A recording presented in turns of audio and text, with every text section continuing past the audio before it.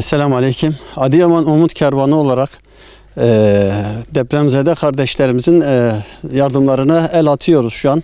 İçine girdiğimiz 3 aylardan dolayı Adıyaman'da ihtiyaç sahibi olan ailelere gıda yardımı ve kırmızı et dağıtımımız devam ediyor. Kuyulu köyün yardımına, ihtiyaç sahibi ailelerin yardımına geldik. Şu an bunlara gıda yardımı ve kırmızı et dağıtımı yapıyoruz. Hayır sahiplerinden ricamız şu an bizim acilen ihtiyaç olan yağ ve şeker türü ihtiyaçlarımız var. Bizleri unutmamalarını, bu depremzede kardeşlerimizin ihtiyaçlarını görmelerini rica ediyoruz.